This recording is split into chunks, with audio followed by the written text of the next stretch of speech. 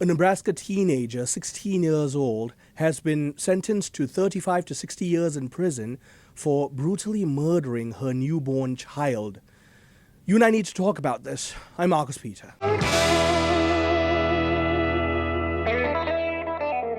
Now, the issue with this case is not just the brutality of what has happened. She had the child in secret, and that's why she murdered the child immediately after giving birth to the child. She didn't want her parents to find out. That's the claim. Her name is Chloe Coplen-Anderson. The story is out there if you're interested. She's been sentenced by the Nebraska state to 35 to 60 years in prison.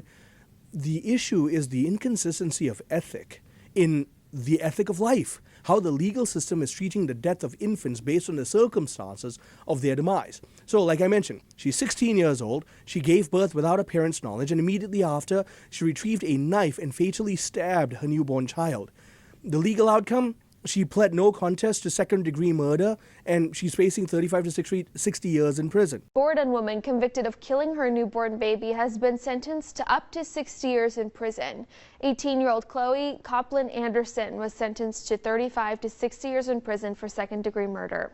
According to court records, Coplen pleaded no contest to the charge last August. In exchange, 2 charges were dropped.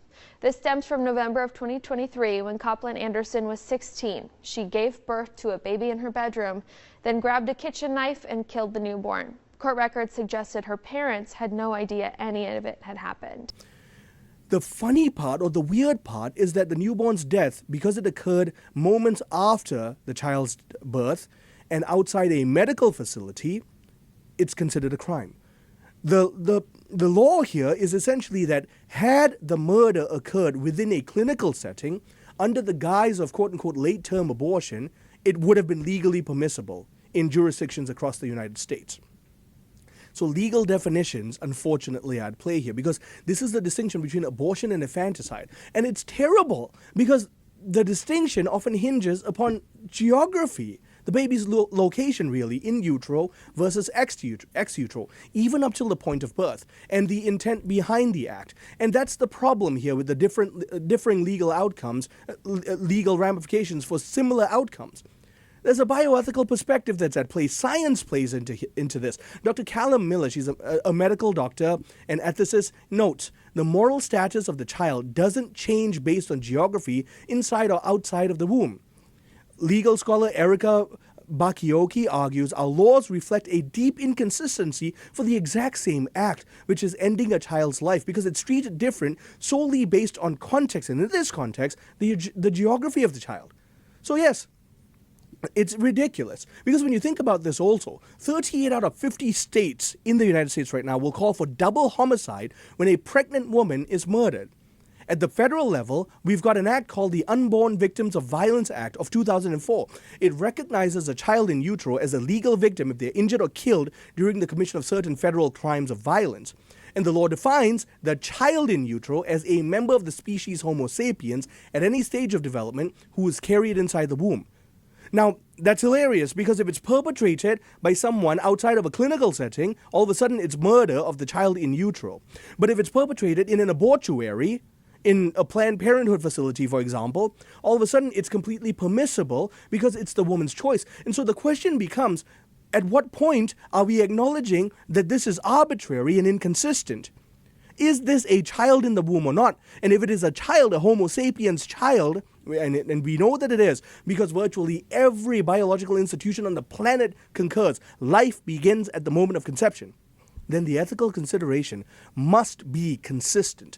That's the problem we're having right now. The law must have a consistent ethic. It's ridiculous, really, because this challenges us to reflect on our moral and legal standards applied to the most vulnerable in a consistent manner. And before you say, well, no one really does late-term abortion unless in danger of the life of the mother. Factually untrue. Right now, Alaska, Colorado, New Jersey, New Mexico, Oregon, Vermont, Districts of Columbia, they actually have no gestational restriction for abortion. That's not even counting other states wherein Planned Parenthood will just go ahead and do it if you call. And there are videos out there that will prove this. Kristen Hawkins, she runs Students for Life, and she will prove, she will call then and say, I've got a 32-week pregnancy, can I schedule an abortion? And they'll say, oh yeah, you can go up till 34 weeks, 40 weeks, and they'll do it. So before you tell me it's a fallacious lie, give me a break. We're going to call the abortion facility, and I'm going to tell them I'm pregnant with a 32-week fetus, as you say. Hi, I just turned 32 weeks pregnant. Am I able to come in for an abortion ASAP? I wouldn't be able to see you for the week of the 23rd, so that would put you in 34 weeks. Can I still have an abortion at 34 weeks? Yes, ma'am. I just have to do an intake form. Do you have about 5 minutes? Sure, I have 5 minutes. Yeah, I just found out that she could have Down syndrome. I can still have the abortion, right, even though she has Down syndrome? Yeah, so we just have to do an intake because the doctor... It doesn't matter. That's late-term abortion, ma'am. It is happening right now across the U.S. without medical need, without danger of the mother, and without justification. It's on demand. And so when you think about legal precedents like the Supreme Court's decision in Doe versus Bolton, defining health of the mother in the context of abortion, not only to physical well-being, but also emotional, psychological, familial factors, all of a sudden, everything is allowed and it's no holds barred.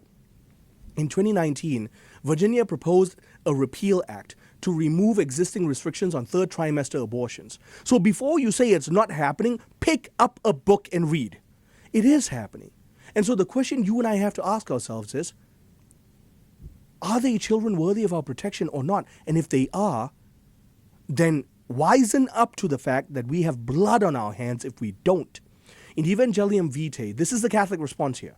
In Evangelium Vitae, Pope John Paul II told us in paragraph 13, the distinction sometimes made between abortion and infanticide is strictly artificial. It's not based on any difference in the nature of the being involved, simply on differences in age and location. He warned us. And this leads us to go back to what the Catechism tells us in paragraph 2270. Human life must be respected and protected absolutely from the moment of conception. That's the Catholic response. That's the Catholic call. You and I have an obligation to give our lives to defend the right of the life and the dignity of the unborn and the most vulnerable. Thank you very much for joining us. I'm Marcus Peter.